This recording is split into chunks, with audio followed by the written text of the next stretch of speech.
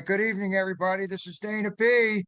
It's Monday, July 13th, 2026, in the year of our Lord, and welcome to tonight's Mountain Patriots Educational Ministries Monday night meeting. And before we get started, as you know, we are a constitutional ministry, but I asked my buddy KD, Carl, if he would take us in here tonight with a prayer to get us started, because everything revolves around the good Lord. So, Carl, I'm going to turn it over to you, brother.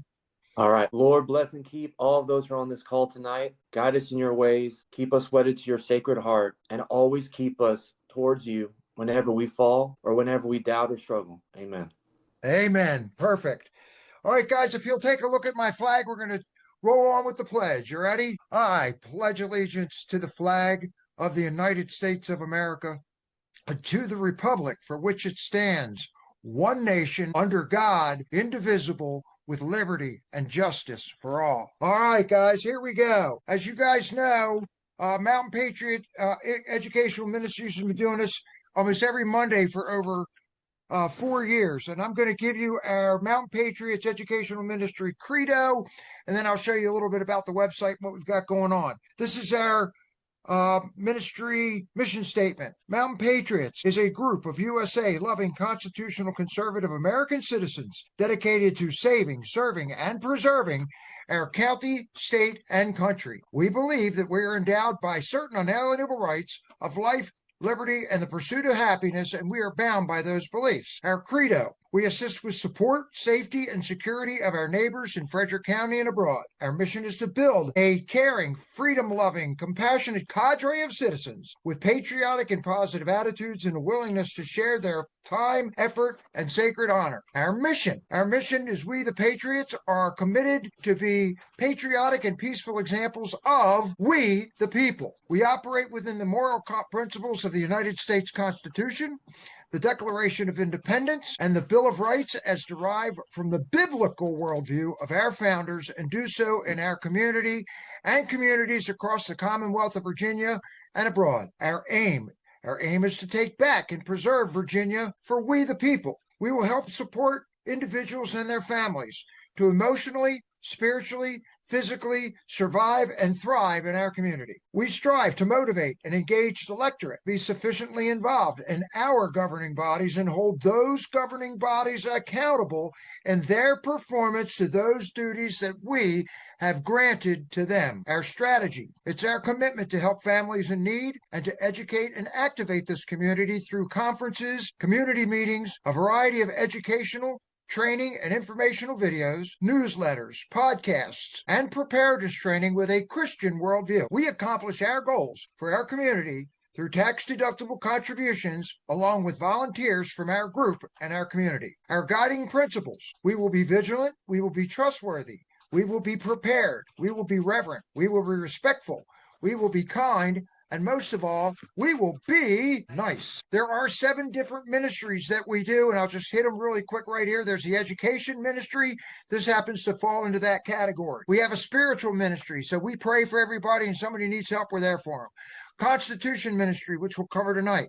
We have a civil defense ministry to protect each other. We have a preparedness ministry so nobody goes hungry, and if somebody needs something, we're there. We have a community ministry, provides labor, materials to help neighbors if somebody needs something. And of course, we have a health ministry, which we're going to talk a little bit about tonight. So before I go any further, I'm going to show you something. Let's see if I can do this. And I'm going to share with you. Tell me if you guys can see this. This is our website. This is MTNPATS.com, mountainpats.com.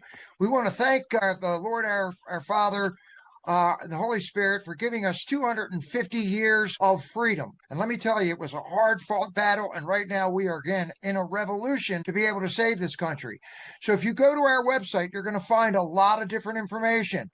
You're going to find out our late friend Rick Choi, who passed away just a little over a year ago, wrote a book called The Thinking Prepper. It has got just about everything that you could possibly need in a small book to be able to help you survive in any kind of a grid down or just a regular situation where you may have to survive. And he covers everything. We do have the book. We do believe that John 8:32 is, you shall know the truth shall set you free. So there's two books. We always say it's in the book.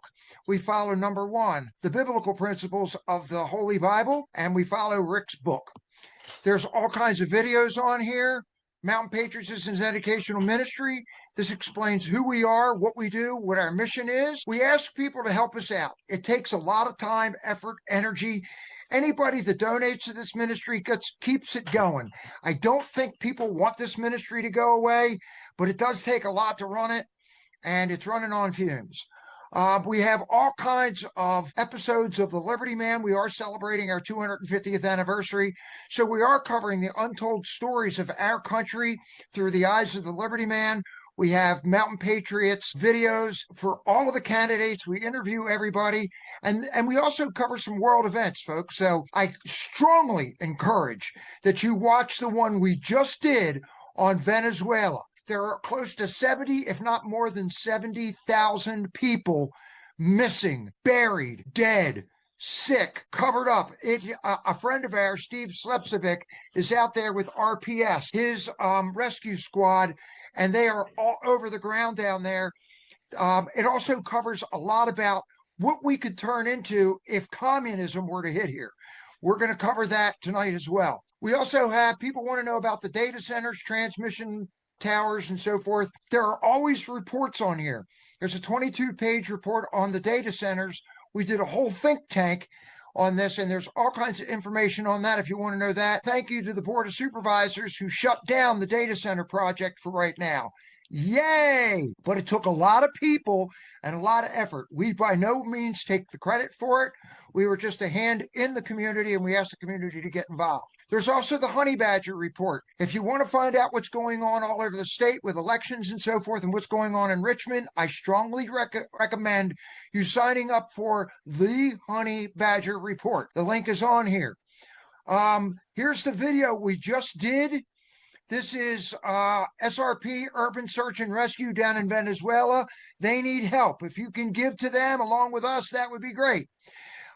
There's a calendar of events on here, folks. So if you want to know when the meetings are in everywhere, Frederick County Board of Supervisors, Frederick County Republican Committee, Small Business Freedom Alliance, Frederick County Public Schools, it's all here. There's a one-stop shop. What's really cool is we have colors. And right now, there is 5 days left to get 20% off any gear that we have. You can redeem 20% off. We have t-shirts. We have hoodies. We have, I'm just going to click on this and see if it pops up. This is the Liberty Man t-shirt for 250 years. They're not expensive. They're all high quality. This is the women's gallery right here. We have all kinds of stuff. We have stuff for your dog. We have stuff for your cat. We have all kinds of things in here. You can customize whatever you want.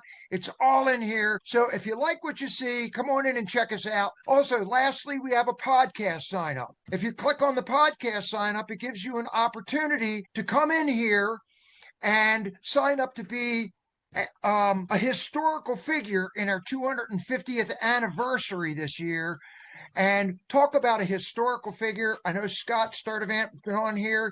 He's done D.L. Moody. We have the Liberty Man. We're ready to have George Washington. So there's a lot going on, guys. And just go to mountainpats.com. You'll see just about everything. And help sponsor us by picking something up off the store. We make nickels and dimes off of it, but it definitely does help us out. All right. Now, tonight's meeting. Real quick, we'll start off with my little Dana report, and I'm not going to take long because Rodney's got a lot of stuff to talk about tonight as well. First off, I want to wish a good friend of ours, Rhonda Torres. She and her husband, Al, run the Conservatives of Lake Frederick.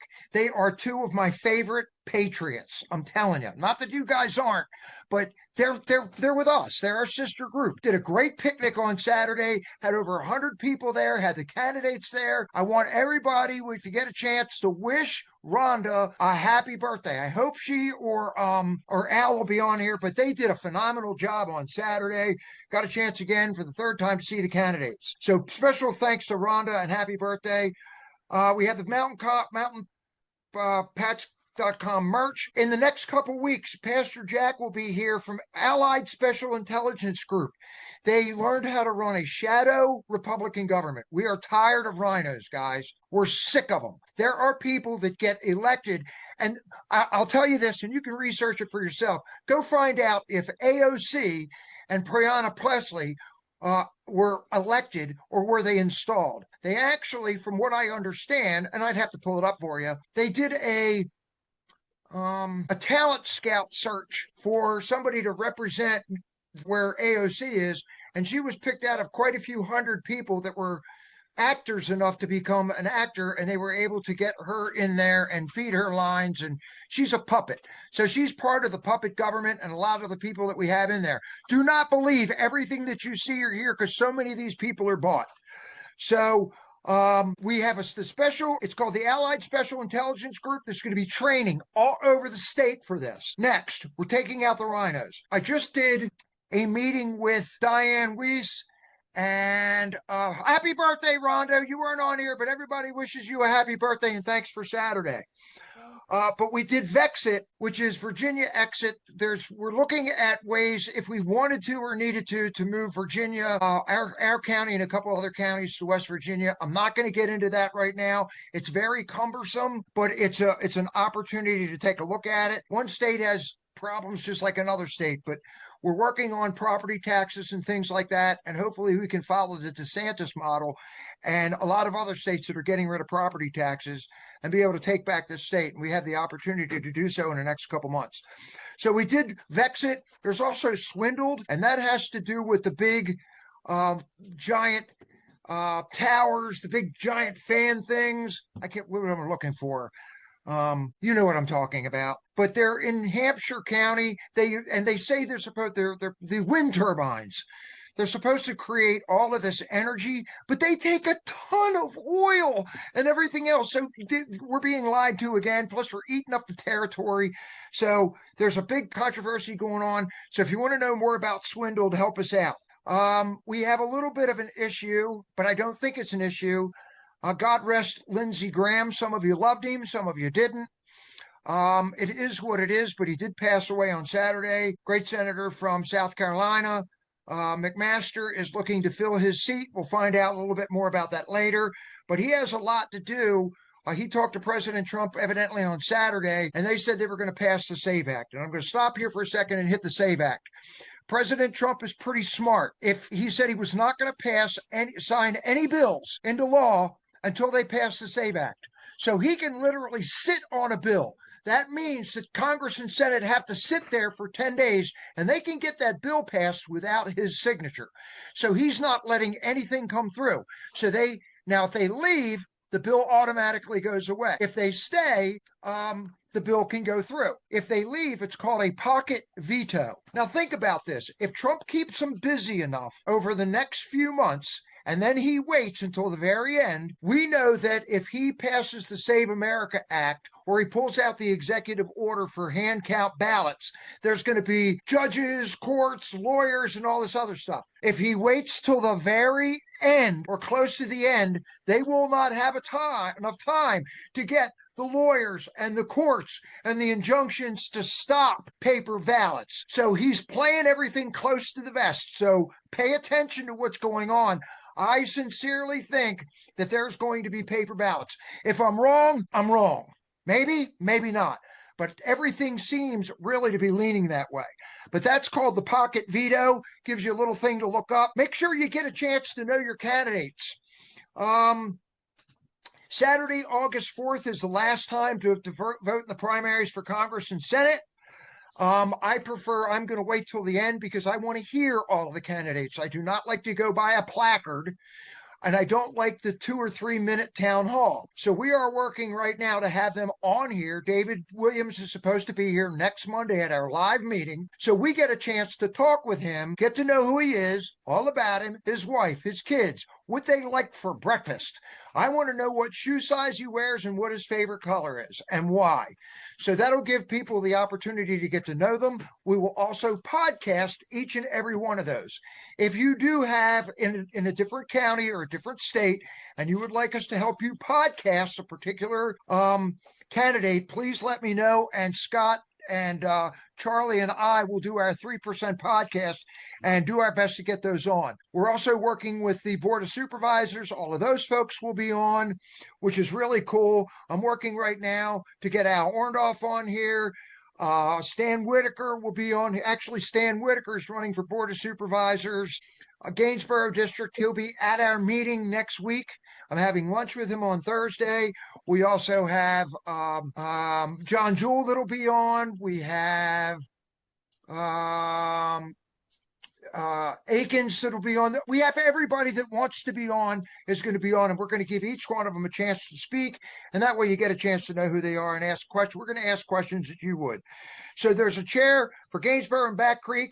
They've been invited to Mountain Patriots podcast. We'll talk to them. We need volunteers, guys. We have podcasts that we need to fill up. We have our 250th anniversary, so we're looking for people for that.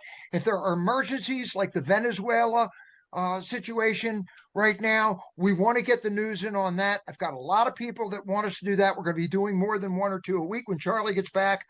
We're also we've started a constitutional compliance committee, and Sue's already volunteered. I think Wayne's helping us out. I know Kelsey's going to help us out. I was on today with G.R. Mobley, and we were talking about the different ways that we can use the Constitution to be able to take our country back. And right now, I've already talked to the candidates, and so far each one of them is willing to sign the pledge that we have. I don't think if I have time later, I'll show you the pledge. It's 1 page. What it is an oath to the Constitution of the United States of America. And then I have one for citizens. So if we go up and I say to Gunny, hey, Gunny, would you sign this pledge that says that you're going to be, I know he's already done it because he was in the Marines, but would you sign one for our country? Absolutely. Now, if I have somebody say no, that kind of gives me an idea of whether or not they love the United States or not. So it's kind of a way to be able to recruit people and see where they stand at the same time. We're going to be talking also about hand count ballots. Rodney's going to take us into that in a few seconds. We're also going to be doing training on that. We are going to prepare for hand count ballots. Jocelyn's helping us. Rodney's helping us. Richard Ryan. We've got a bunch of people.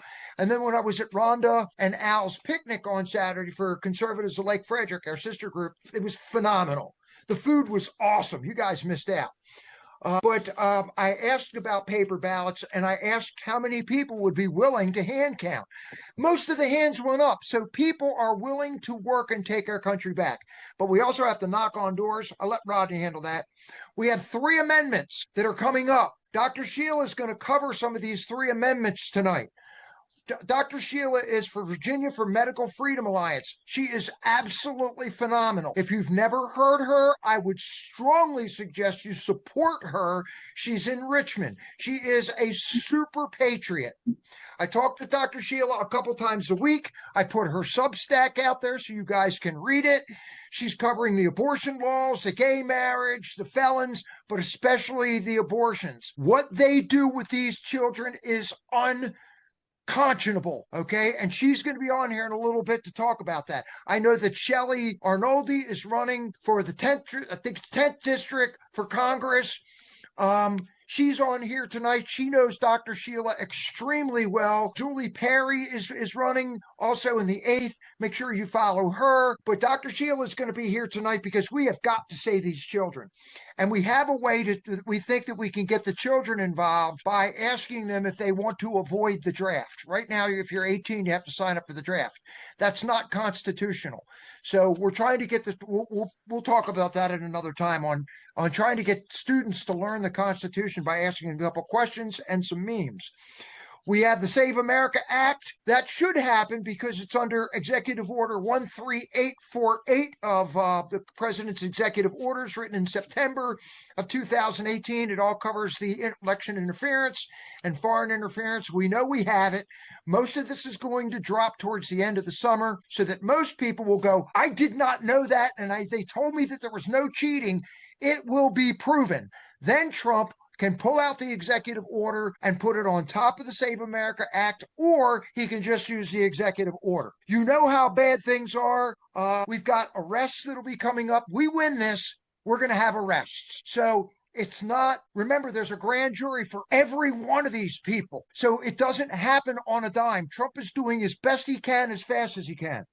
The exposure is there with Medicare, Medicaid, the Leering Center, SNAP, durable medical equipment. Dr. Oz was out there with Nick Shirley the other day, and they were in, I'm not sure it was Minnesota or California. I can't remember. I've watched so much, but there was rows and rows of durable medical equipment pharmacies. Millions and millions of dollars being spent on stuff through fraud, SNAP, everything else. Trump can get rid of most of the illegal bad judges when all this stuff happens. You know that Rose Lake Capital was owned by Ilhan Omar's husband. That's where the $30 million is. They started with $51,000 in 2023. They ended up with $30 million in 2025, 26, and 2024, over a year. The judges screwed up on birthright citizenship. You're going to see a lot of that come. It's going back into because it's going back into the Supreme Court because they're putting up signs. Are you guys seeing this? They will have signs everywhere in the world saying, go to the United States for $4,000 or $5,000 and go get birthright citizenship. We can't have that and go back to your home and come back here and vote. It ain't happening. We love America. So we have got to make sure that we do what we've got to do. Make sure you get out there, you're vigilant. There was a shooting today from ICE up in Maine. Of course, the NGOs probably backed it. Somebody tried to run over an ICE officer. Now they got him out in the streets. They all have their signs and everything else. So we know that. So in other words, be vigilant, because anything like this can start up in any area at any time. They just have their foot soldiers ready to go an hour later. Make sure that you have, your ABCs, as Gunny always says. Make sure you have your radio on, and we have the pledge and the oath. We do not need communism. So that's my take on it. I'm going to turn it over to Rodney, and he's going to talk to you guys as we go through this, and he's going to talk to you about the ballots and what we need to do. Rodney, thank you, guys. Yeah, I only have a couple minutes here. The hand count, we're going to cover more of that in the next couple months, but Yep. That training for that will be in late September, early October. I truthfully don't believe it's going to happen, but we will be ready just in case. Depending on how it's written and the immediate blowback in the courts, and that's going to happen. That's why it's going to be late. It comes out. Elect in Virginia may actually run certain things differently than state of Maryland or any other state. So we'll have to wait till the clarifications come out on that, and whether the courts, what they have to say right off the bat on that.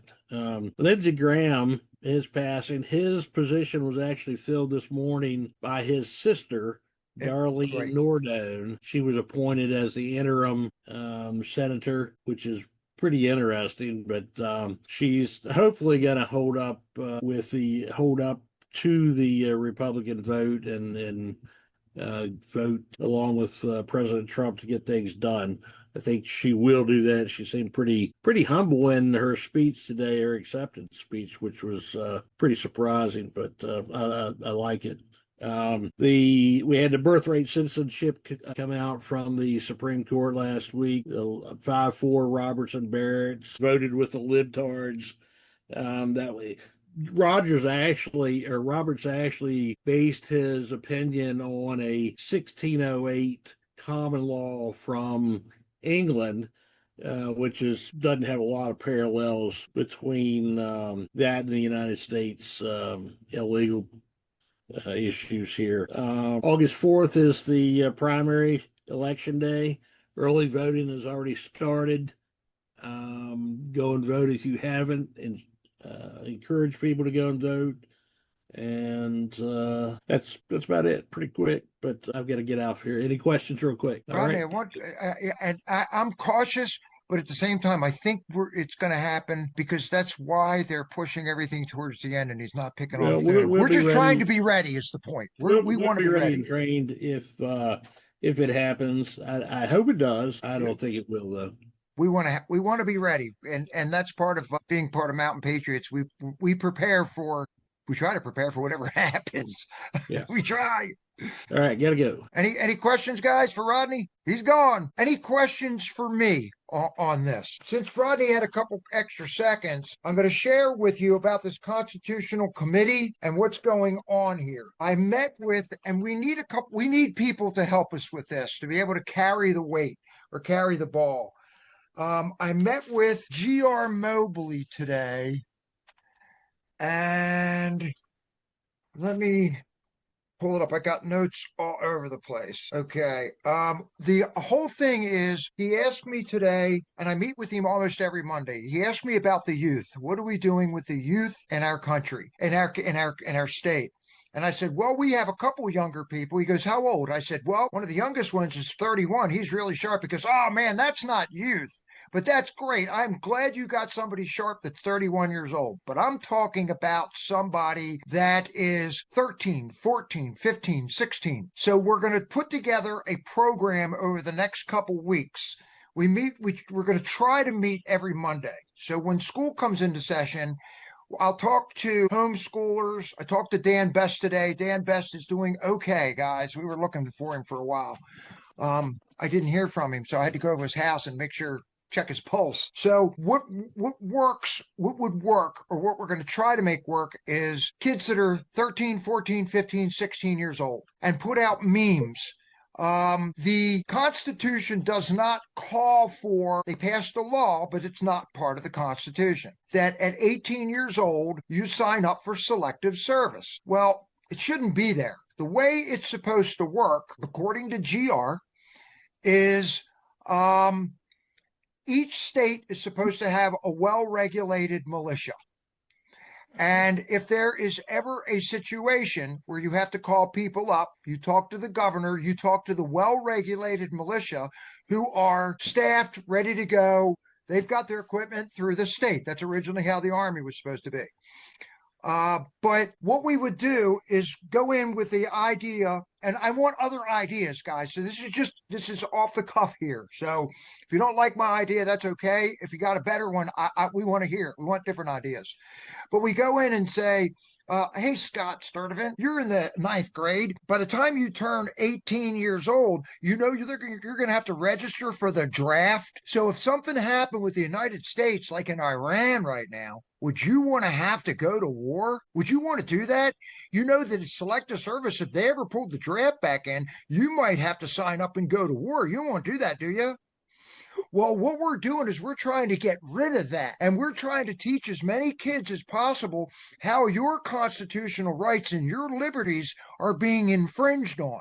So our point was, we're trying to give kids something that they'll go, huh? What do you mean this could happen to me? Well, yeah, they could take away your liberty. Do you want to know more? Yeah. Well, we're going to do some meetings, and we're going to start teaching you what your constitutional rights are too. So when you get out there, you'll know how the Constitution works and how you can protect yourself through the Constitution that our forefathers wrote over 250 years ago. It's just an idea, but we want to try to get some traction. And I am going to talk to Dr. Hummer about this and see what he thinks. I'll talk to you, Scott, and see what you think. Diana Klein, I think Scott's going to be maybe moving positions next year. It's really cool to have somebody on the school board because we do get an idea of what's going on there. But this is something that we could put out there for guys and girls, and then do a basic. Once we get them interested, we can talk about child trafficking. I know that Chip is really big into making sure that something doesn't happen to children. I sent him something, I think it was yesterday. Jeanette Engel, I think I sent him Jeanette Engel yesterday because I watch the kids. But we want to make sure that these kids know what's happening. If we do not find a way to get into the schools and teach the children what's going on, we are going to lose them. We're not going to have a country, because if we save this country now and they indoctrinate everybody like the Bolsheviks or the Hitler Youth. I mean, once they're indoctrinated, it's kind of hard to take them back. So it's our turn to be able to go in there and teach it. So I'm going to be looking for volunteers that can help us with that as well. So I'm just going to open it up for a second because we have a couple minutes before I ask Carl and Jay to jump on. Does anybody else have another idea that we could take to the kids? Anybody want to open their mic and shoot me an idea that I can write down? We have one on the draft.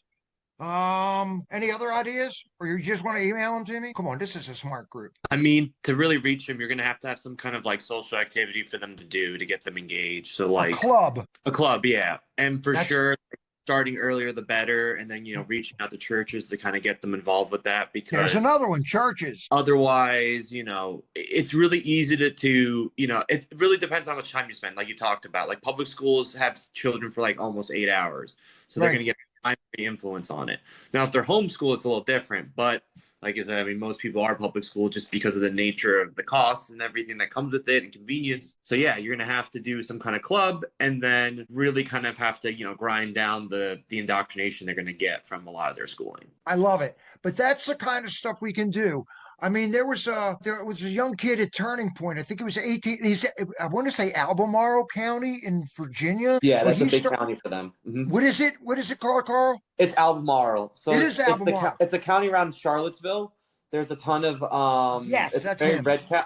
It's very red in that sense, but there's also a ton of liberals there, so it's like a big fight between the two groups for control of that area. But look what he's doing with it. He's going back after he graduated from high school, and he's going back in to start a club. And he had to get a sponsor because they did not want kids to have a Christian background in Albemarle schools. Right. So, I mean, that's what we're up against. So think about it. If we can't even get a club in there, how are we supposed to get this in there? But this is why we need all hands on deck right now to be able to do this. And I talked to Dan, but hey, Adam, you're on here. What do you think, buddy? What do you think about what we need to do with the clubs and the schools? Because I know that you're dealing with a lot of young kids. Yeah, man. I love it. And one thing that I would say is that offering AI resources, which right now with open weight models is getting really, really cheap. Yeah. And if it's just a little bit of monthly money that you could put towards AI for these kids to use, I mean, that's huge for them because A, it's a hot commodity in their world. B, like if you could start getting a pipeline between some of these companies, because you've got to toe some type of line, right? Like you can chase the data centers out of your neighborhoods, but you can't think that you're going to shut down all of tech. Right. And so there's inroads that go back and forth. And this is one of those ways that you can say, hey, look, we have 300, 400, 500 kids using these tools. We have Patriot projects, Patriot programming, right? And it's bringing them together, giving them access that they wouldn't otherwise have, and pipelining for jobs, because some of these jobs are just insane. Right. Top data analysis for AI engineers starting at like $300,000, $400,000 on some of the biggest companies. And so like it can't have no teeth. It can't have a paper tiger. There's got to be a pipeline for real success. That's what I would say. I love it. Adam, you're an AI whiz, and I'm watching all of these different things. And we were thinking about, because I talked to GR this morning, and he was like, I mean, we could do little 2-minute commercials. And then Matt Nowak just said, well, what would happen? Remember Schoolhouse Rock? I mean, when we were kids, we all watched Schoolhouse Rock. If we can get stuff like that, we get a couple influencers to be able to do that and support those influencers and do little commercials on stuff like that and little segments on that, I think we have something going, and I think we can put a think tank together. I can see Dan Best sitting there in the corner. He's thinking he's got his brain smoking, which means I know he's got ideas. And we got city elders too. You're on mute, Dan. What do you think, buddy? I came into this conversation a little late, so I'm just listening. Yeah. I just have a lot to absorb and catch up on here. So I keep got going. you. You're doing great. Thanks, brother. It's good to see you, man. It really is. All right. I want you guys, if you have ideas. Yeah, Chip, go for it, buddy. Yes, sir. Just I'm loving this conversation. Up here in Orange County, New York, we formed Train Them Up, Proverbs 22:6. Yes. Reagan passed the law that made it legal for us to go into high schools and form Christian clubs. And I'm going to tell you something. What we're finding out here in Orange County is their kids are hungry for it. Yeah. They They're tired of it. Yeah. All you need in any school is a student who's willing to take the lead, and then you need a teacher advocate. And then we're supporting them. We're coming in and we're saying, we'll provide food. We'll provide whatever you need. We'll provide, curriculum. Right. But I think we have a window of opportunity right now in a fact, right, that this whole culture right now that is so sick and rotten. Yeah, it is. God has given us an opportunity to come in here and provide the what do you call it? I don't know, the medicine, the bridge, the pathway. Yeah, amen. Yeah, I love it, Chip. Because you're working on this, and I know that Ann Tatus is down in Chesterfield. She's working on some stuff too. What I can say, Trump tried to do something with Betsy DeVos. And, everybody expects Trump to do everything at one time. There's no way. There's so many things to do. That's why we have to do this stuff. I mean, I know Linda McMahon, she's working on something right now. They're finding all kinds of waste, fraud, and abuse in schools. Randy Weingarten, the head of the teachers union, she was in the news last week. This is a golden opportunity because kids are getting out of school and have absolutely nowhere to go. When in the 60s, you needed to make $3.50 an hour to buy a house. You need $66 or $67 an hour to buy a house in 2026. I mean, that's insane. What kid can get out of school and make that? So if we can train them up, like you just said, Chip, we can train them up. I think we've got a nice program. We're hooked into people like David Barton. I know a lot of people know that name. Pastor Devin O'Neill, he's another one that he has a curriculum. And I think we find a way into those schools through the Constitution. So I think we do a lot of Constitution training at the same time and then offer curriculum. Brother David, here's the deal, bro. Yeah. We're in this unique window where we have God is orchestrating a top-down rescue from the federal through Trump and everything that he's doing, and then we've got to bottom up through the stuff that we're talking about right now with the work that GR's doing with your group with you. Yeah.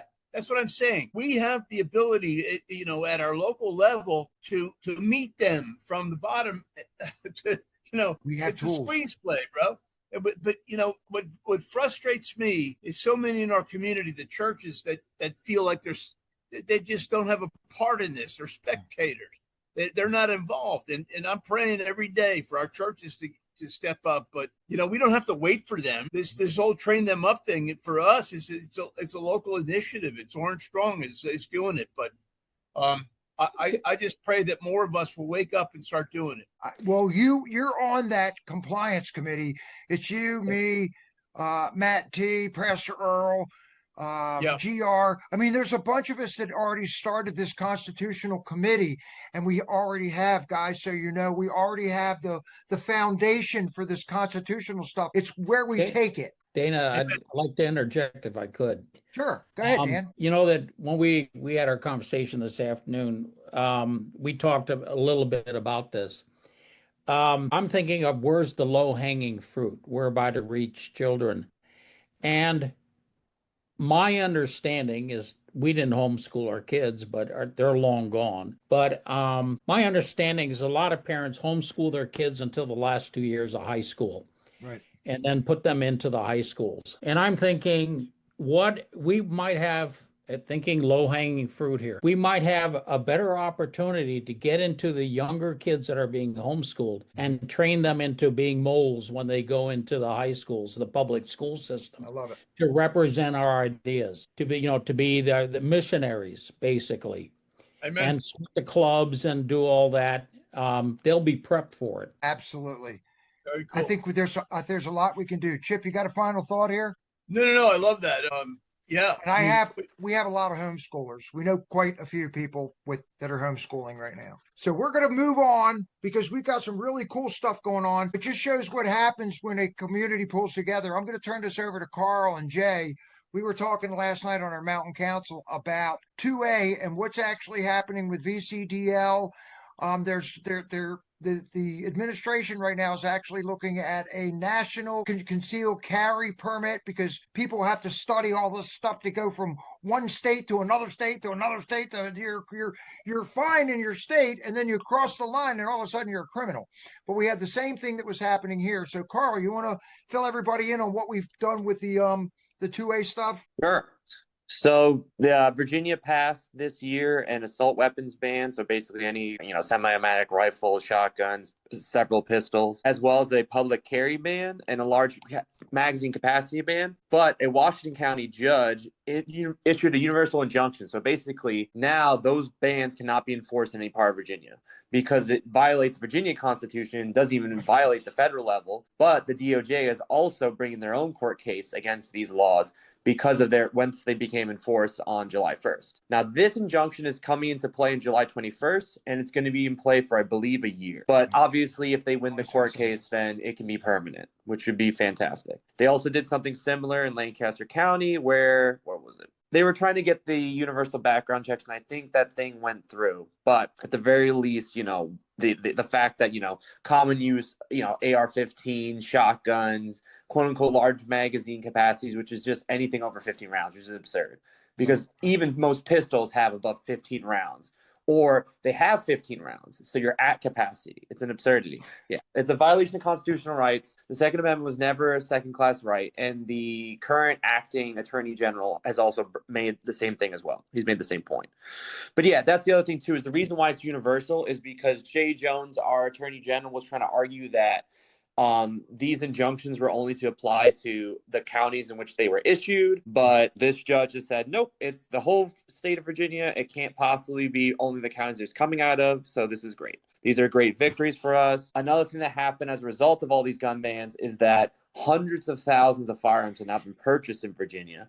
So Abigail, or as we'll call her, Grabigail Bamberger, has basically resulted in probably close to over 300,000 more guns being in Virginia. Because when you try to take away people's rights, they're going to buy a bunch of guns. In June alone, over 123,000 background checks were done. So you're talking about an insane amount of firearms were purchased.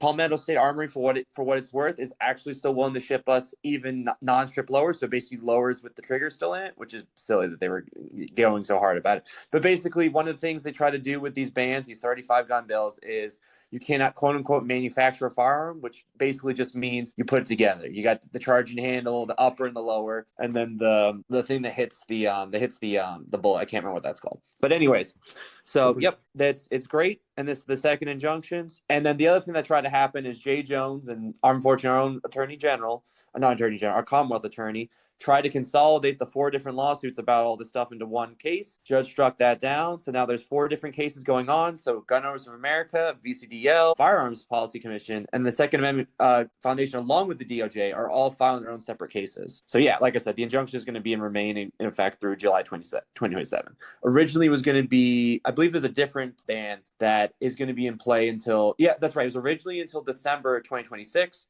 And now it's been pushed back to July 2027. So it's fantastic. So VCDL is doing really good. They're helping put pressure on it. Let me go see if there's any other big things that's from their thing. Oh, right. So we have 14 sheriffs and 19 Commonwealth attorneys who are not going to enforce these laws. They've refused to enforce them. A lot of them have issued statements about it, but these are really great Commonwealth attorneys. And the ones local to here are Warren County, Clark County, Page County.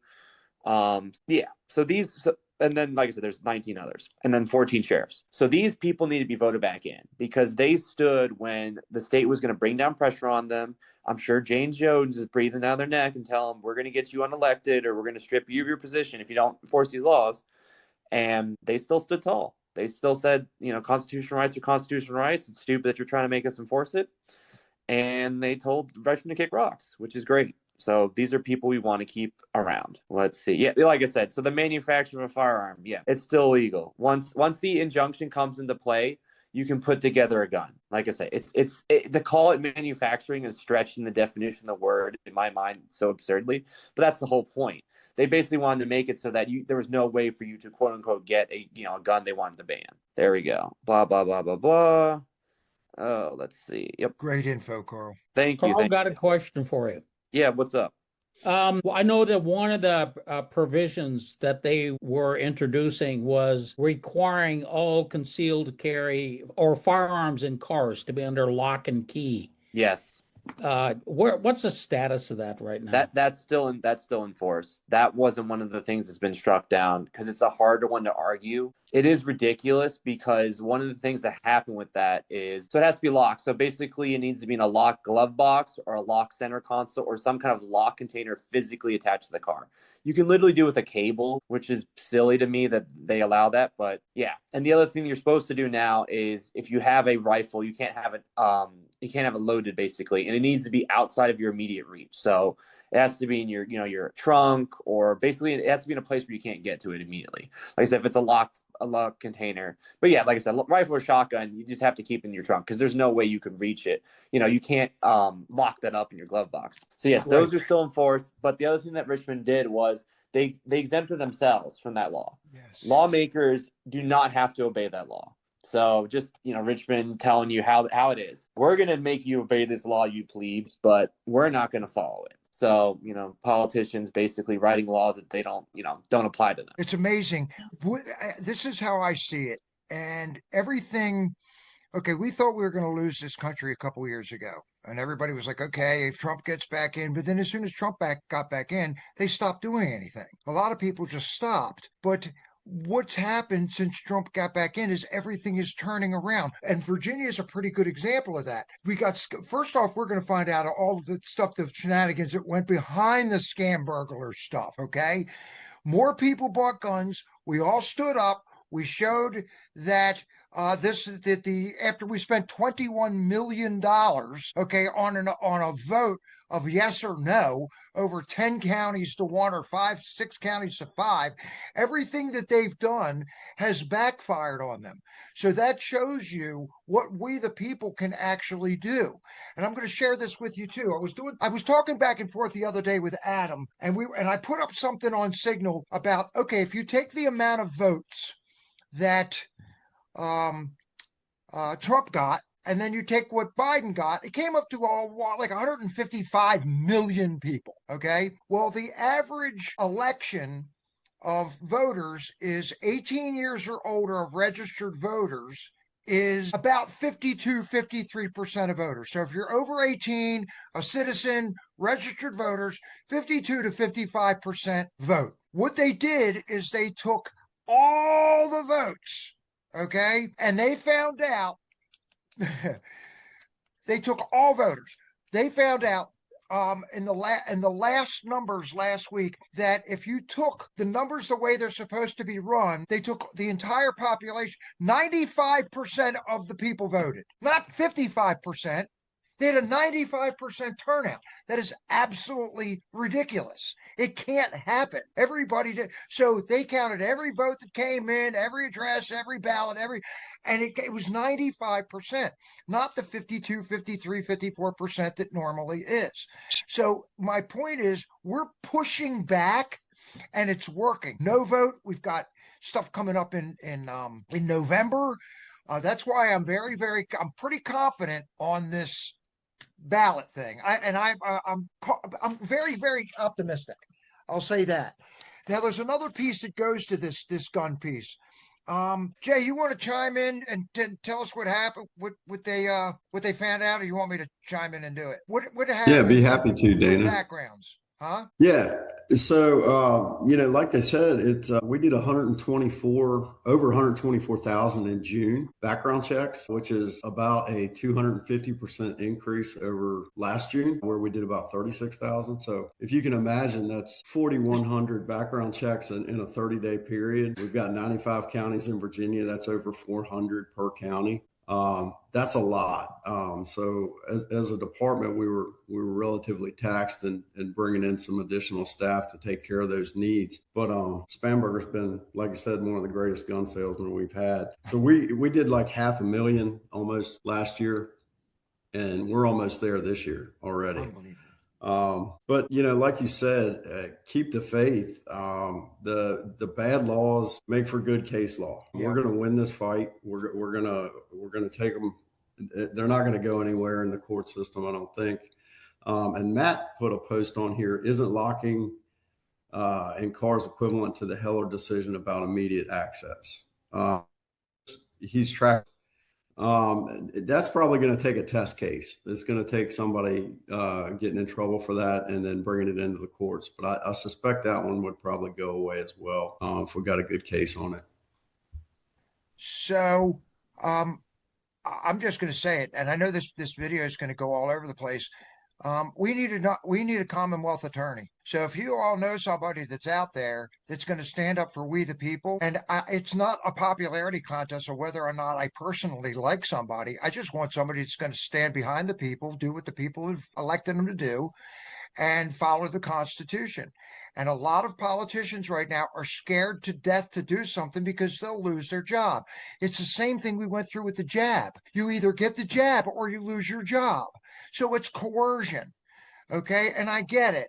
But when you're talking, the reason that we're in my opinion, the reason that we're in the position that we're in as a country is because somebody is holding something over somebody and they're afraid to say or do something. Because I was talking to Barbara earlier, and when I sold Rainbow Vacuums, go ahead, laugh. I did it for 19 years. I had a big distributorship, but people were stealing stuff from me. And somebody would leave, and I'd say, where did all my equipment go? Well, such and such took it. Well, why didn't you tell me? Well, because I didn't think it was my place and I didn't want to get in trouble with them. Huh? I mean, aren't you supposed to kind of watch out for each other? And that's what's not happening. And I think that's what's really starting to happen again. We're all pulling together. We're starting little committees. We've got Culf that's out there. We got Mountain Patriots over here. We got Loudon. We got Orange Strong New York. They're popping up all over the place. Pastor Jack's got groups. Virginia, the American Freedom Caucus. There's a lot of people we're plugged into. So that's the gun stuff. So one of the things I'm going to switch gears because a lot of people have been getting sick or not feeling well. I talked to Dan about this. I have a friend of mine. I know Jocelyn's on here. I hope she's on here. Yes, she is, all the way from Minnesota. We've had a lot of people getting sick for really weird reasons. Now, when they rolled the jab out, they said that the people that were paying, first off, you were coerced into getting it. Okay, that's unconstitutional. But the jab manufacturers had protection. They had immunity from anybody. So people were falling over, getting sick, dying. They said that people would really have problems within 3 to 5 years, especially if they were overboosted. So a lot of people that didn't get it are still susceptible to the mRNA spike proteins. I'm just going to leave it there, which travel from person to person. It could be sex, a kiss, handshake, bodies, whatever. But people are getting sick. There's brain fog, you name it. Well, we started a holistic thread a few years back when this happened. And we have quite a few friends that have gotten sick. We have a friend of ours. I want you to pray for Christina. Christina's blood pressure, she's 46 years old, and all of a sudden her blood pressure is 258 over 150. She gets rushed to Winchester Valley Health, and she's there 3 days. Nobody knows what the hell's going on. That's a whole other story. They get her down to Inova, and then they get a bill from Valley Health for $324,000 for 3 days. Okay? Nobody was able to help them. We had Glenn Macco on here a couple weeks ago talking about this, but what we did is we're putting together a holistic health centered thread. We have a friend of ours right now, I've known him for 26 years, who has got liver cancer. It's crazy. So all of a sudden, we think a lot of it has to do with shedding. Do you think he's scared right now? Absolutely. So there's been a lot of prayer that's been going back and forth. There's a lot of ideas that have been going back and forth. Jocelyn, are you on here by any chance? I hope you are. Okay. What we did is we've been talking a lot about fenbendazole, menbendazole, different doctors that we're going to be talking to. Dr. Peter McCullough. Jane's on here. Jane knows a lot about the holistic stuff. I was talking to somebody earlier today about smoking mullein. So you get all congested in your chest, and the last thing you think about is smoking. Smoking mullein will clear all that stuff out. So will mullein tea.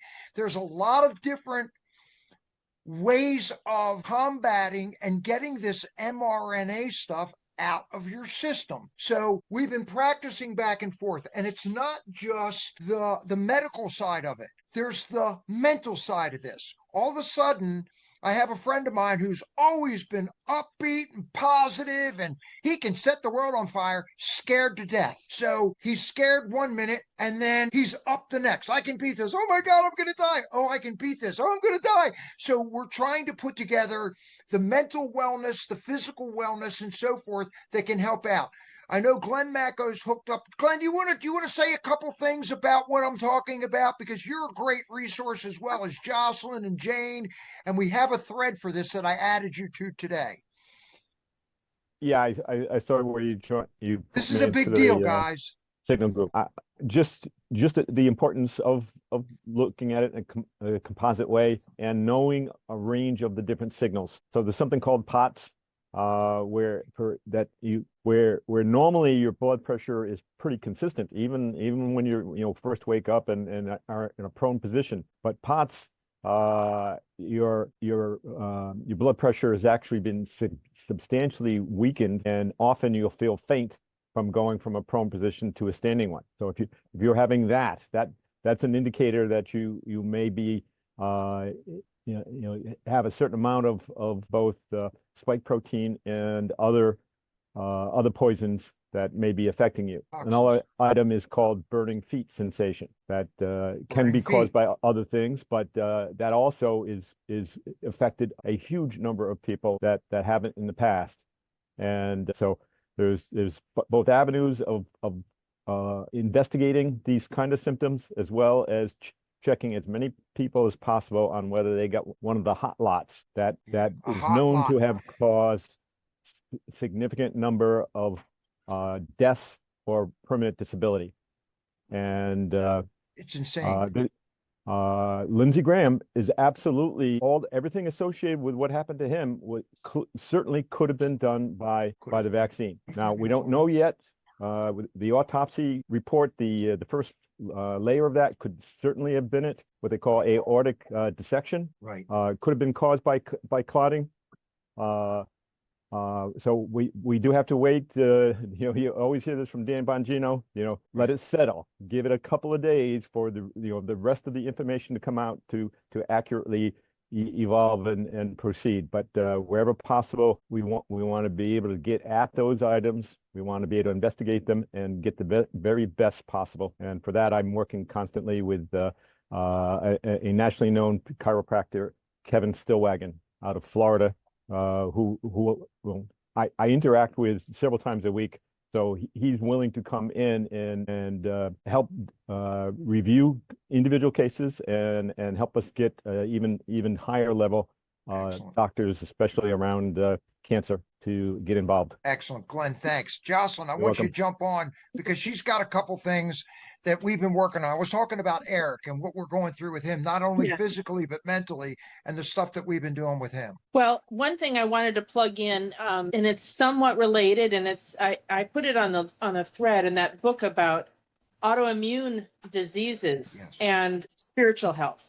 There are a lot of, and so you can say spiritual, you can say psychological, emotional, it kind of all rolls together. So stress, and we all are experiencing that on many levels. If we don't learn to manage it, if we don't have an outlet, if we don't have friends and family relationships intact, people are going to get sick and other things, these spike proteins, we're just vulnerable to them if our other mental health is not being taken care of.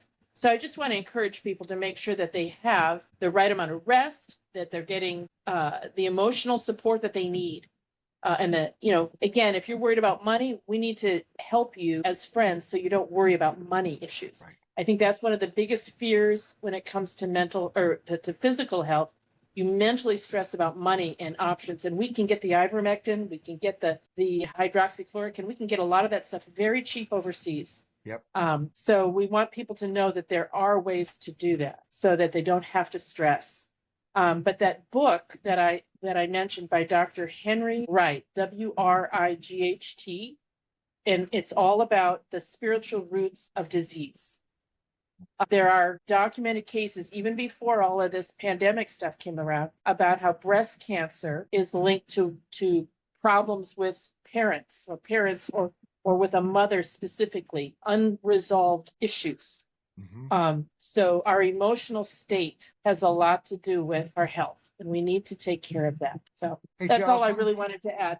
Well, I want to hit on something real quick because both you and Jane are really good at this. The IPE, the eye care PEMF, talking Oh, a yeah. little bit about because I use this thing and I can tell you there's a difference in my back. I mean, Barbara doesn't hear me complain. You don't hear me complain much about it, do you? No. And I've had back problems all this time, but I'm using an eye care pad. So there's also frequencies, guys, that can heal. Original frequencies for music is supposed to be 432.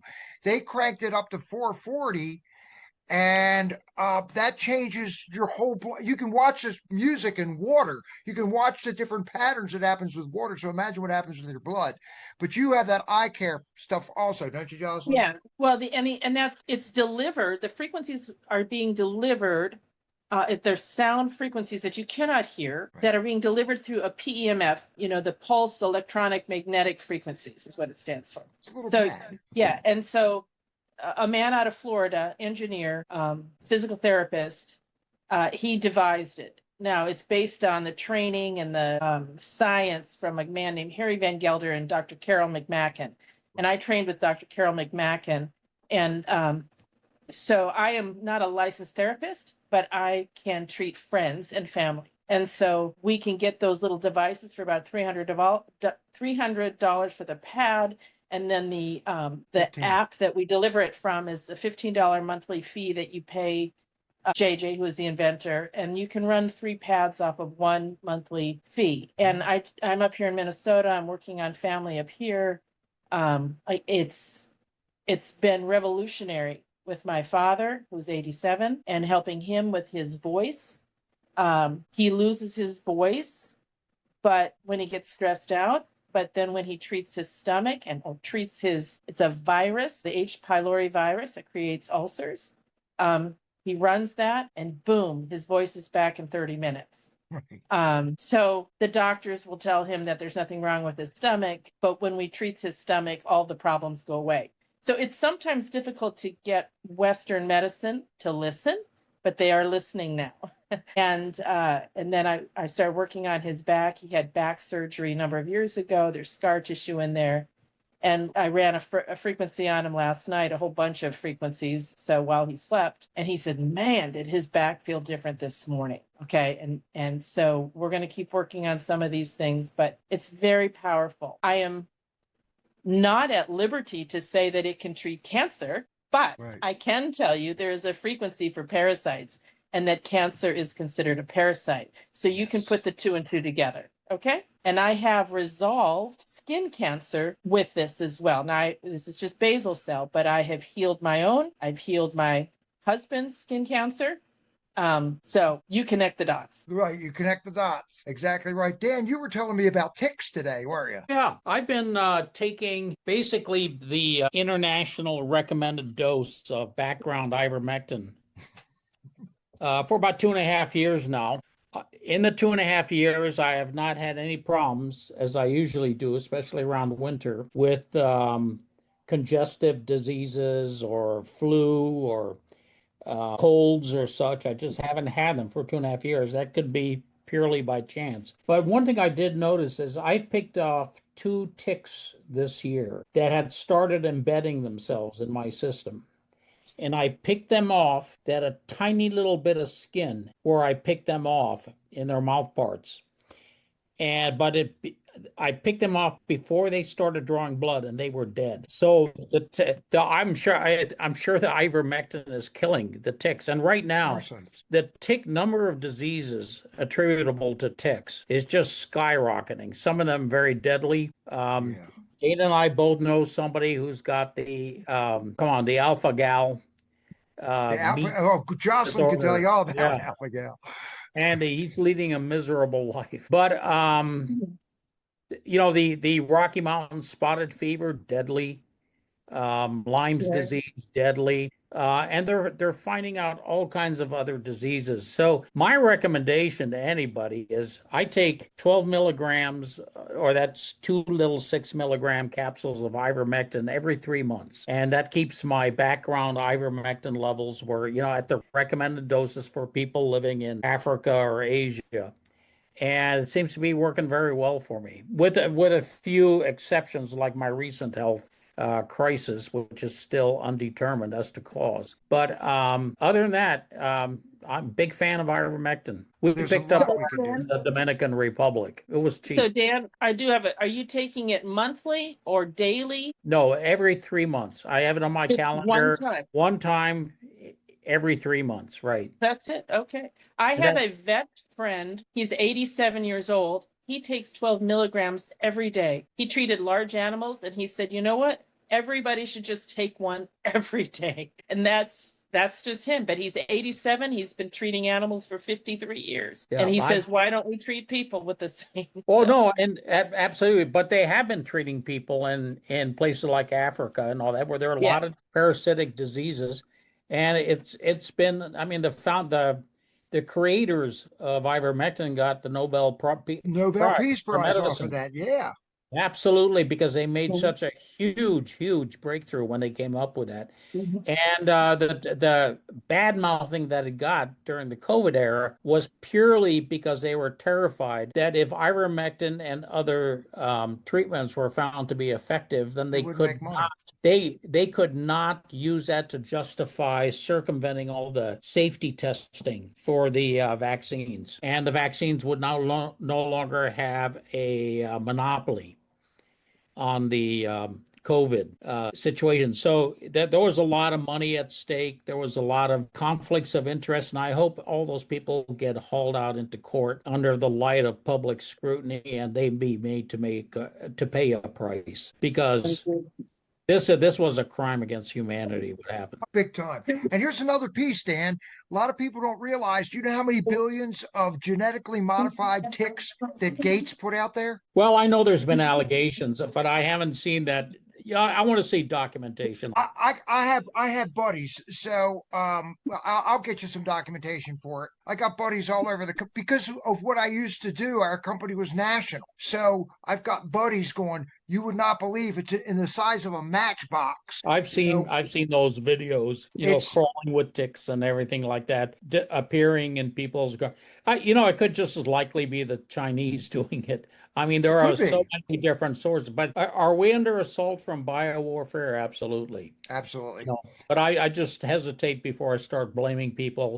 There is that commandment about bearing false witness, right? So I do not want to fall into that. So would you say the guys with the World Economic Forum? I want to see the evidence. We want to see the guys with it's all World Economic Forum, and if you go down through all of the stuff that they've been doing and some of the stuff. Well, a big part of that is, I don't know how many of you read Tom Clancy's book about microbiological warfare to wipe out the population. What was the other one called? That was probably the best book. It should come to me, but the whole plot of it was environmental groups that had planned to wipe out most of humanity in order to save the world, so to speak. World Economic Forum. And one of the things that was very interesting is I was on to DASAC and the Eco Health Alliance. Oh my gosh, Peter Daszak. Yep, and I followed that whole story of him and Fauci going through. Collins. And what is that? And there's a number of biochemical or biology professors involved and things like that. One was just, I think, subpoenaed, or maybe even more charged, that it was at North Carolina, I believe. But anyway, when the EcoHealth Alliance first came up, I looked at their website, and it was the strangest website because they had two objectives that they identified.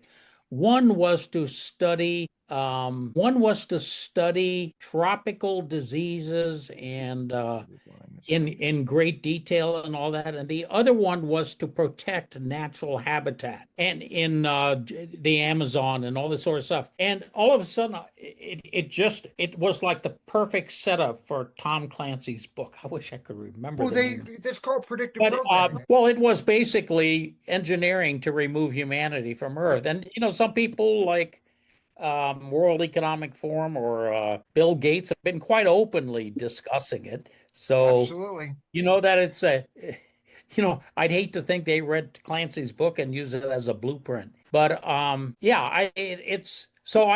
think we need to all be aware of that there are some really evil, well-endowed people working to destroy humanity.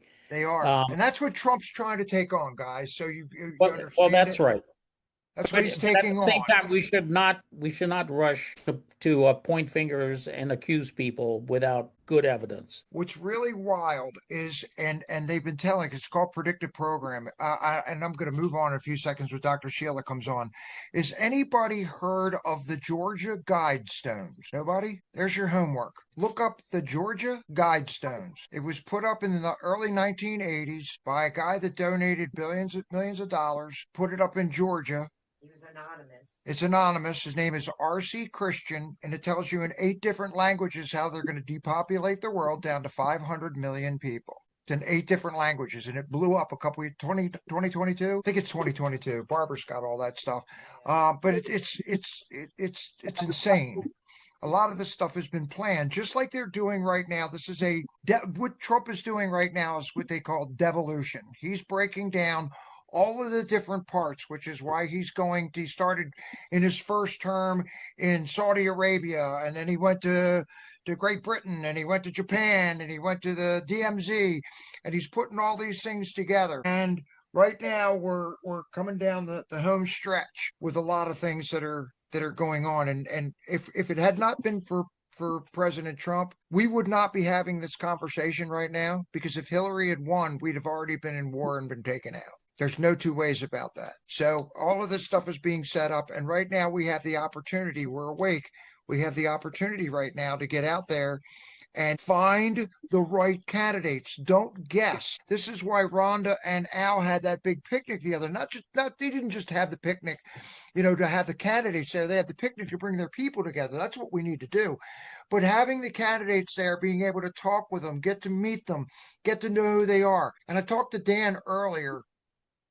Has anybody walked up to somebody somewhere and had that feeling in their gut that person they seem nice enough that they just weren't sure, okay? But you went with it anyway because you give them the benefit of the doubt. All I can tell you is trust your gut. When we're out there and we're working with people right now, trust your gut. Who's got your back? What is your discernment? What is the biblical discernment telling you that's going on right here? So I've got I was hoping that Ann would be on here. Dr. Sheila's going to be on in a couple minutes. I wanted to open this up a little bit because I knew we'd have some time and I'm going to reach out to Adam because I know you guys are watching a lot of stuff that's going on right now. Is anybody familiar with NDAA, the National Defense Authorization Act? Has anybody been following that? Mm-hmm. Okay.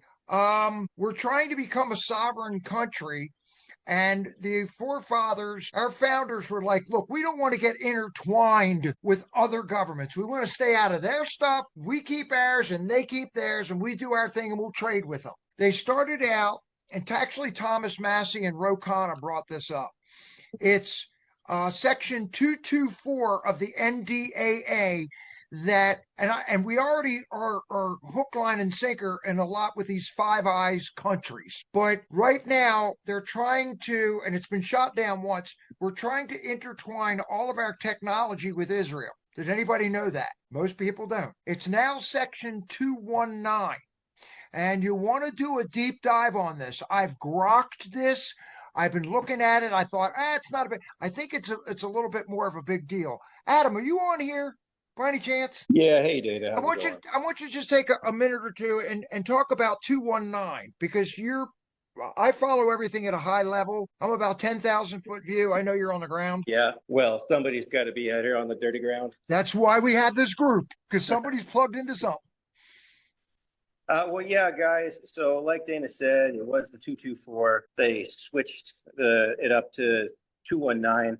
But there's actually 5 other pieces of legislation. There's the Pact Silica, there's the U.S.-Israeli Defense Pact Act, and they're all kind of bundled in. If you want a too long, didn't read, you want the skinny, it's basically they're doing the Patriot Act on us again. If you'll go back to how it was, 2001. the Patriot Act that did not pass. People kind of shut it down, but then they changed it up. They switched the name and they tried to run it through again. So because this is such a deep integration of our military technology, our secrets, a total loss of sovereignty, because you won't have to go directly to Congress anymore. You're going to have to go through the Knesset to get approval on top secret decisions. And it's a breakdown of sovereignty that we've never had before. And the fact that there's all these really distracting things right now. You know, Lindsey Graham is gone. Mitch McConnell is gone. We have a lot of big issues that are very salacious in the media happening right now. And that seems to be to distract away from these bills. I'm here in DC, and it's literally a big deal. You see a lot of the journalists talking about it. Ann Vandersteel's been covering it.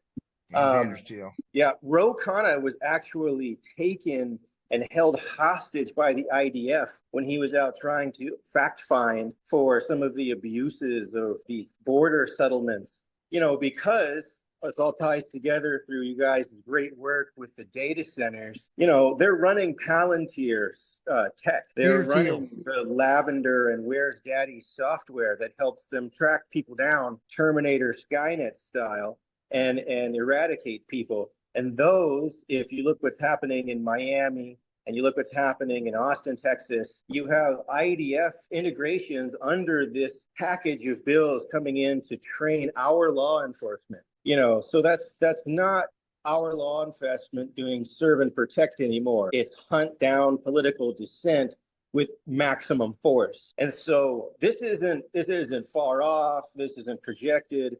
This is happening right now. You can call your senator at 202-224-3121. I'll say it again, 202-224-3121. And here's the thing people don't understand. You know, when you live in DC and you can go into Congress often, it's not some far off planet where you write a letter and you hope something happens. These people do have some rules they have to follow. And if you can get your constituents to flood out their offices with phone calls, especially groups, especially if you can get councils and committees representative of businesses in the area or people's coalitions, they can not by law ignore a query from many groups of their constituency. So, and people forget that. They're like, what can I do? What can I do? Well, you can call that number and you can hammer those phone lines.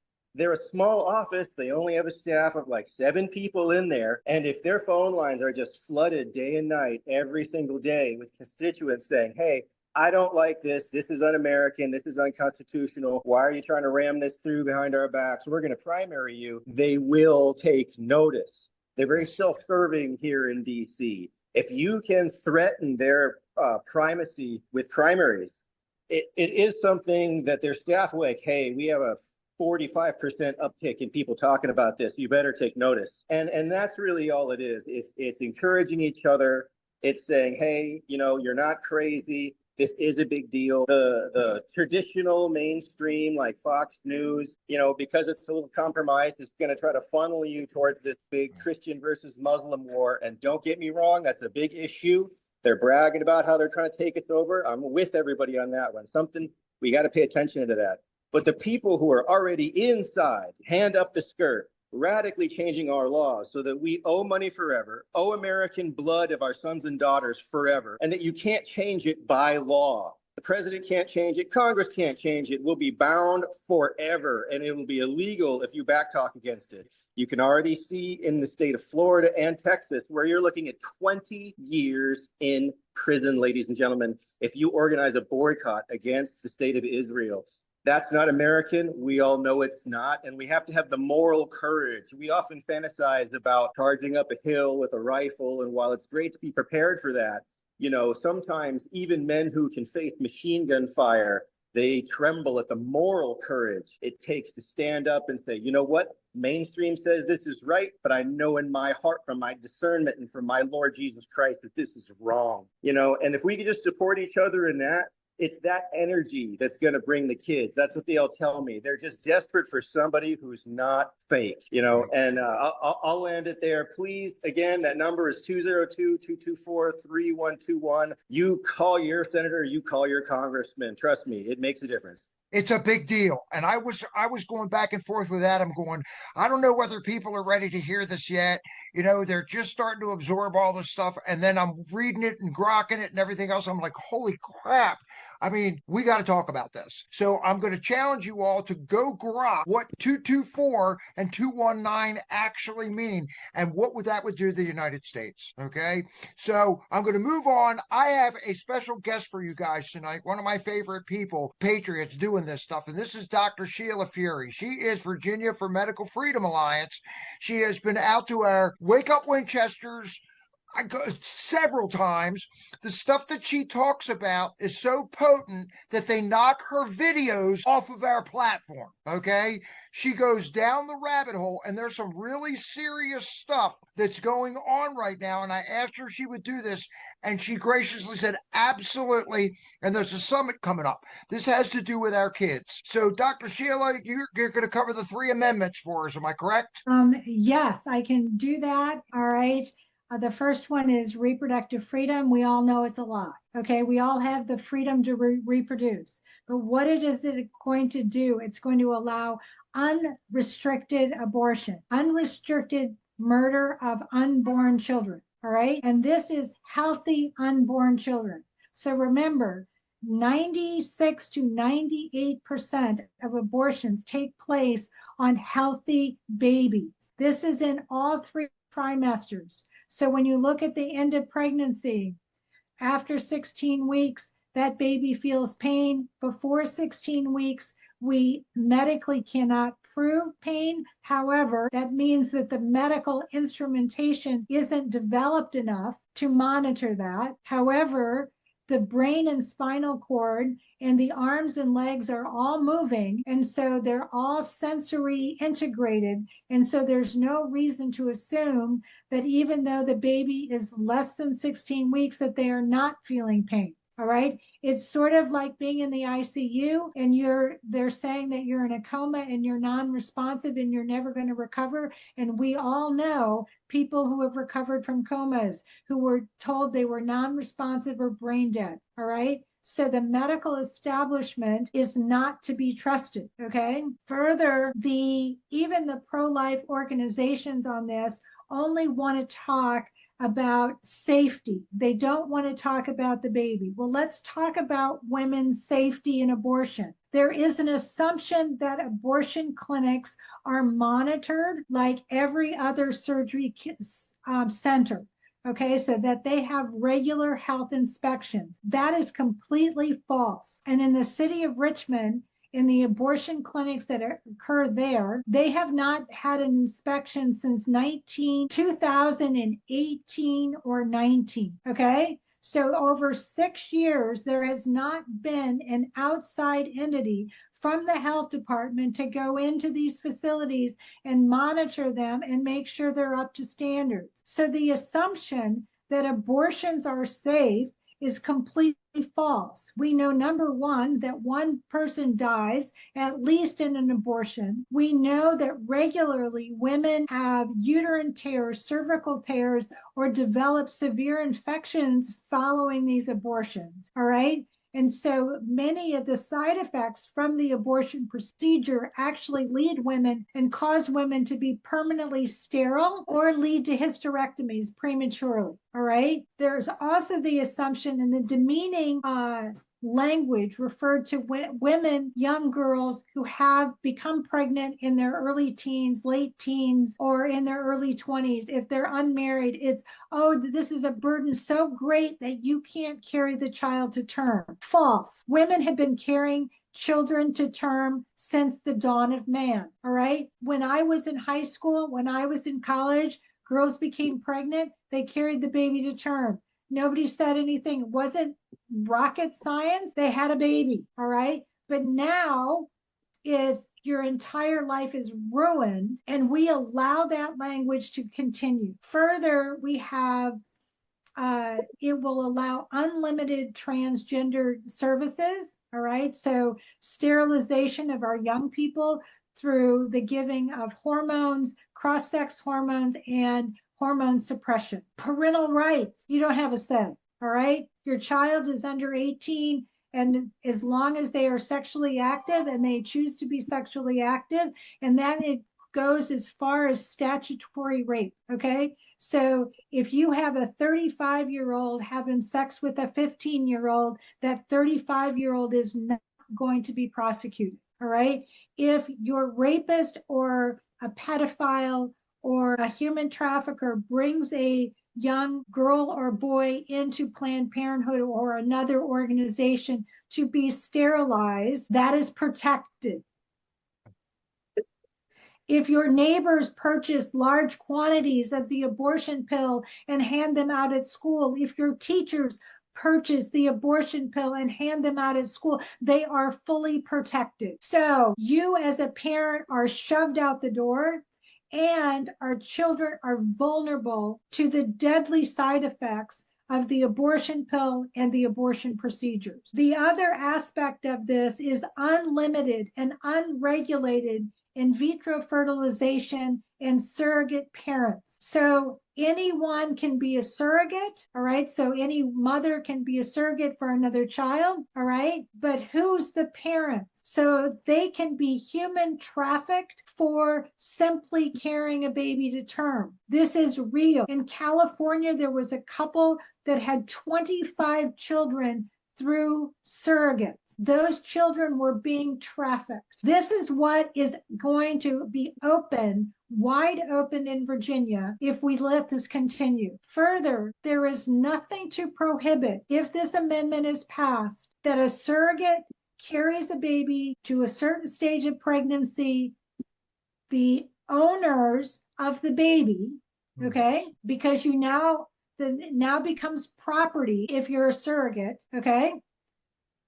Property. And Property. they can determine if the mother is going to have an abortion at any stage in pregnancy. That can be done specifically to harvest fetal organs, because this is a multi-billion-dollar industry, and the pharmaceutical companies and the research companies, they want that tissue and they want those organs, and they will do anything to secure that. And there will be no restrictions, none, because the mother or the surrogate or the owner have openly and willingly engaged in a process. There is nothing to stop the abortion of that child. This is the demonic level of this amendment. This is what people don't want to talk about, but it's reality. The marriage amendment introduces to the state constitution the word gender, which is not defined in the Constitution. You are male or you are female.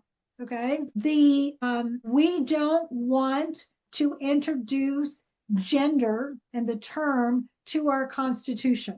All right. Further, this will be a direct assault on religious liberty. And what the left is saying, or the Democrats are saying, is that religious liberty will be protected. That is false. Religious liberty will not be protected because the constitutional amendment overrides current Virginia code. And so I want you to think about, is your church able to handle $1 million lawsuit to go to the Supreme Court to protect your church, your community, from having to perform same-sex marriages? And it is literally a stepping stone to begin to allow every other variation on marriage. So Is it going to be we have two people, two consenting adults are married, now we want three consenting adults? Okay. It is also clearly, and the authors of this legislation, when they initially wrote the legislation, did not include adults. It was consenting persons. Holy cow, I did not know that. So the original language would have allowed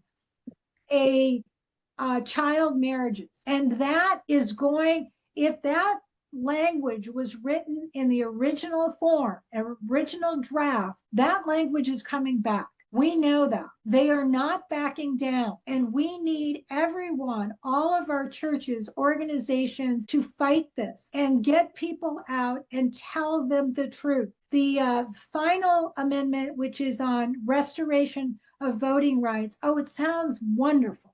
Okay, well, I want you to think about the victims of crime. And often the perpetrators of those crimes only serve a minimal time in jail. If at all. 3 months, 6 months, 9 months, a year. They will have their voting rights restored fully. They may not have completed reparations.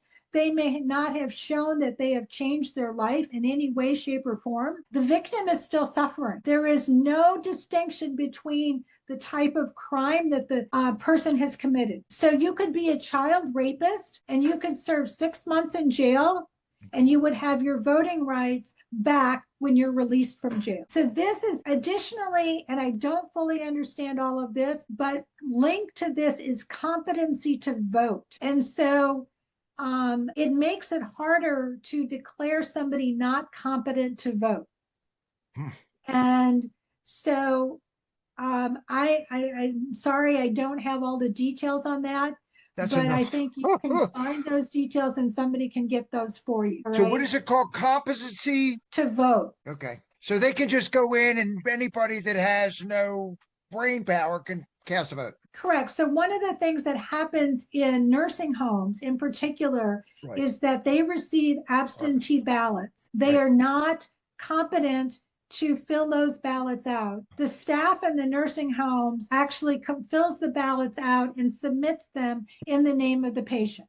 Yep. All right. And so, and this is, we only found this out because of, you know, the investigations that have occurred after the 2020 election, and people in and found out that their parents who were in the end stages of dementia were voted. All right. And they didn't understand how they could have voted because they wanted to know where the absentee ballot came from and who filled it out. Okay. So I did see in the pop-up, if you are released and have your voting rights restored, could you sit on a jury? And the answer is yes. What is the summit? Because I know you got city elders. I hooked you up with Marshall. Yes. Okay. So when is the summit and what can we do to help? Okay. So our summit is Saturday, September 12th in Virginia Beach. It is medical choice, liberation from mandates. And the evening gala dinner is Operation Save Our Children. So this, we have lowered the ticket price to $75 for the day and $75 for night. You have international speakers. You have Dr. Paul Merritt. You have Jeffrey Tucker. You have Charles Froman. You have doctors Q2. You have a Merck whistleblower. You have Bose Ravenel from North Carolina. These are internationally recognized speakers who are going to be talking about vaccines, the childhood vaccine schedule, vaccine injury, about the healthcare system, about the interface that people have with their doctors. We have a wonderful roundtable that's going to be led by Dr. James Kelly about what it's like to be a patient and a doctor in that interface and how much tension there is in that interface. And of course, we're going to talk about the Constitution and healthcare and how important the Constitution is, and not to let the government strip our healthcare rights from us. So we need, I know it's a long way from Winchester, but make a party, make a weekend, come down and stay with us. in Virginia Beach for the weekend. You guys all know people who live in North Carolina, Virginia Beach, Maryland. Let them know about the summit and how important it is. We have 250 seats that we need to fill. And we are also looking for sponsors. So individuals, companies, if you can't come, but you want to donate $100 to help the summit happen, send me a check. Go on our website, donate to it. We need your support. And I'm also going to send Dana, we have our other website. So our one website is vamfa.org. That's our, but for the election and the 3 constitutional amendments, it's voteno3x.com. So voteno3times.com.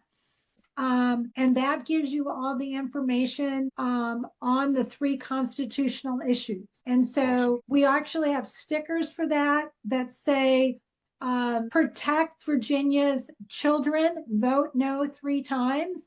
And I will send that to Dana. We're having it. Yeah, got them. We're gonna put those on t-shirts. I'm gonna put that big on the back of t-shirts. I'm going to wear it to church every Sunday from now until September, until November. And if I have to get a long sleeve version when it starts to get cold, I will. But I want people to understand how critical this is. We have to protect our children, and we have to send a very strong message that we are not going to sacrifice our children to, to Baal or whoever, God, that we used to sacrifice to. We are no longer Aztecs. We are a Christian society who acts to protect our children and to protect the vulnerable. And it's really critical that people understand that because we have allowed abortion for over 50 years, they're used to it. The door is wide open for medical assistance in dying, euthanasia at every stage of life. Nothing is protected because we opened that door. And we have an obligation to, as healthcare professionals, but just as concerned citizens, to say that we are no longer going to tolerate that, and we're going to slam the door shut. Awesome. Send me everything that you want me to put out. Barbara's listening to you. It will be on the website, and it'll be out to you guys ASAP. Dr. Sheila, thank you so much for doing this. Thank you. Thank you. Now You're going to love this, because this ties in. This young man that's going to talk to us right now, I'm telling you, we're coming back to the source of everything and back to covenant. So I want you all to buckle up, and Wayne's going to take us down the path here back to Yahuwah. Wayne, it's all yours, my brother. Can you log in? Can you share? Yeah, can you hear me? Yes, I can. Thank you for doing this. This is great. All right. And then I'll need your help to get this slide on, hopefully. I want to thank everybody who spoke tonight. There's so much wealth of stuff and knowledge that all of you contribute. Okay. And it's a real blessing.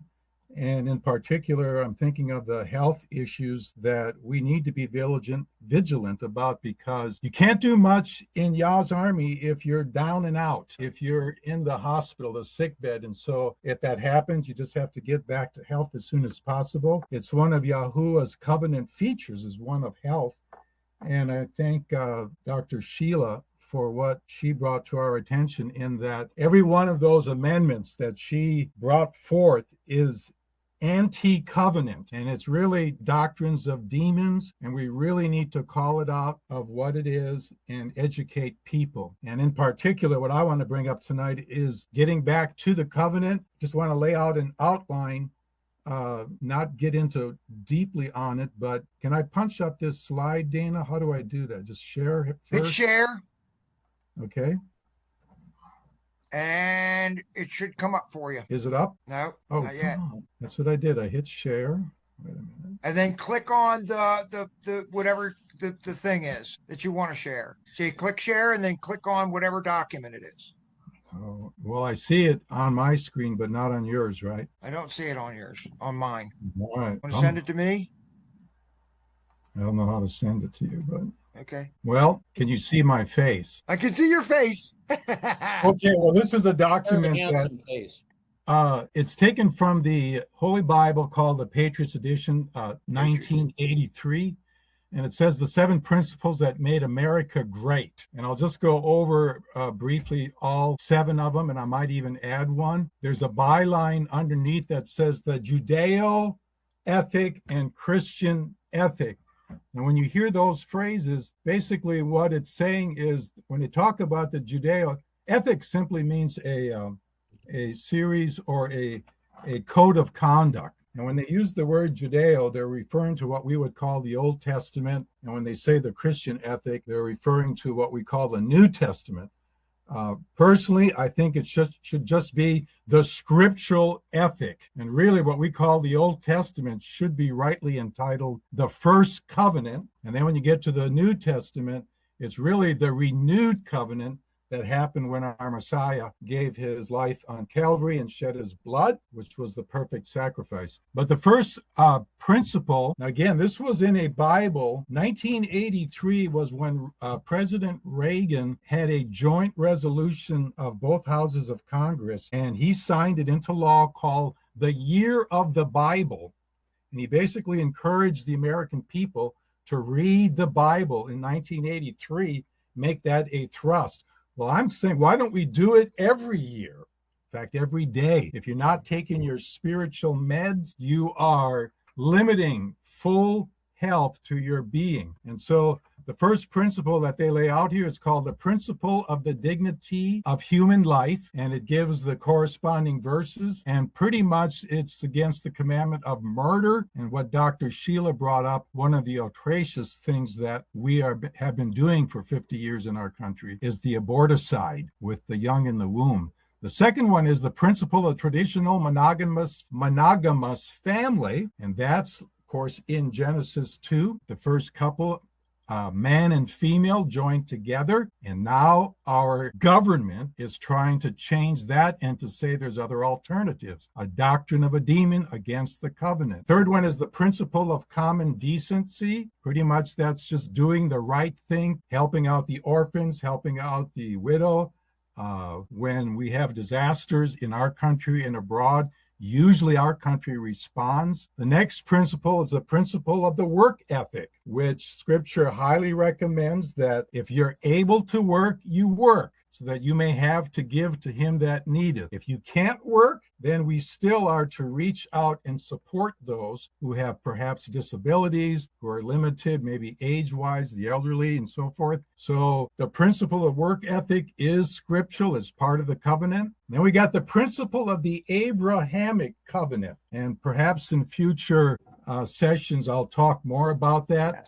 But scripture tells us in Isaiah, his real name is Yashayahu, is that we're supposed to look unto Abraham, our father, and look unto Sarah that bore us. What on earth does that mean? It's loaded with principles of keeping covenant. And finally, there's one called the principle of a God-centered or a Yod-centered education. We really skipped out on that. It has been eradicated over the decades, and I would say even the early 1800s, it started to infiltrate our schooling, our education system.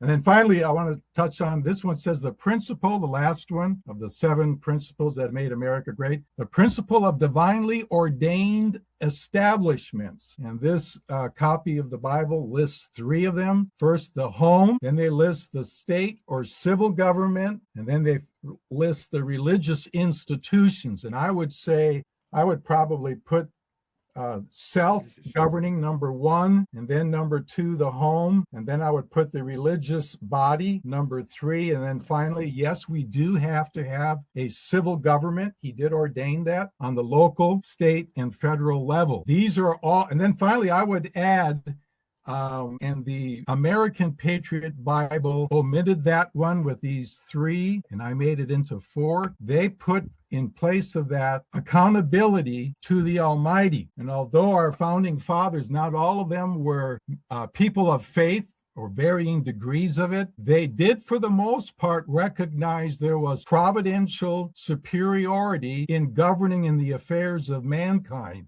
and that there was going to be an accountability when man passes from this earth of what he or she did. In other words, the accounting books are going to be open. And scripture does document that. And so that kept them in the fear of reverence to the Almighty, to some degree anyway. So these 7 principles, and I would make that 8, the principle of dignity of human life, the principle of the traditional monogamous family, the principle of common decency, the principle of the work ethic, the principle of the Abrahamic covenant, the principle of the Yah-centered education, the principle of divine ordained establishments, self, the home, religious institutions, and government, local, state, and federal, and then finally, the accountability factor. So you actually have 8. I've added that one. 8 scripturally is the number for new beginning. And our country has a chance to make things right, to bring it back on course. And my exhortation is that when we understand covenant, there's a blessing. And when we go against covenant, the curse is enacted. And that is our choosing. So there's been talk a lot about health. And I wanted to read a verse of scripture that does talk about Yahuwah's characteristic of a covenant-keeping, health-giving contractor.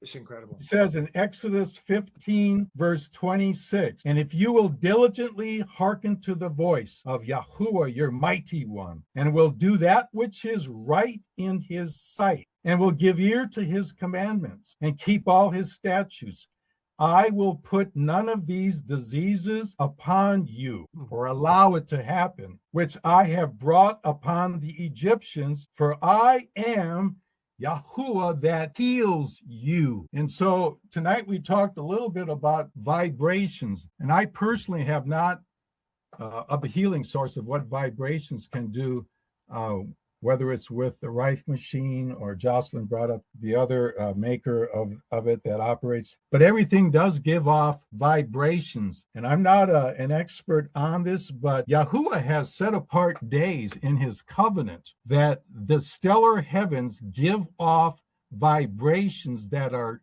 aimed toward the inhabitants of the earth. And I'm talking namely about his feast days, particularly with the Sabbaths, and with the new moon. Now, if you're of the belief of a Christian belief that these things have been nixed, these things have been done away with, they've been nailed to the tree with a perfect sacrifice, I would ask you that you take it to him in prayer and highly reconsider that. Yes, it's by grace for our salvation, but then I would go back to what Francis Schaeffer said, and that is now in his book, he said, now how shall we live? And I'm a strong supporter that if we just get back to the 10 words, and most people will nod their heads and say, yeah, and there's schools that are trying to bring them back into the learning curriculum.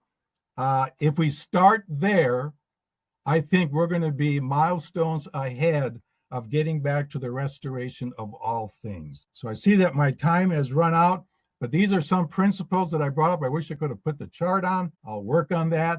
But the 10 words, if we get back to the covenant, the healing starts to flow physically as well as spiritually in our lives, personally, and also as a country. Let me pray. Heavenly Father, I thank you so much for this august group of truth seekers. Thank you, Father, for their individual lives and whatever they may be going through. I ask for a special touch of your covenantal healing to touch their situation and to restore optimum health. I thank you for divine appointments for each one. You've given us all ministries to follow. May we listen to your voice and heed the call. Thank you for mercy on our country. Pour out your gift of repentance and cause our hearts and our lives to turn back to you and the covenant. And it's your son's name, Yahuwah HaMashiach, Yahushua. Amen. Amen. And Incredible. You can't tie it any better than that. Wayne, thank you so much. I want to thank everybody for doing this tonight. And you're right. We have all kinds of talent from all over the place. I will download this. I will share it with everybody. And if you want to share it far and wide, feel free. Look at mtnpats.com. And as we say every week, God bless you. Yahuwah bless you. And this one is in the book. Everybody have a blessed night. We'll see you again. Dr. Sheila, talk to you soon. All right.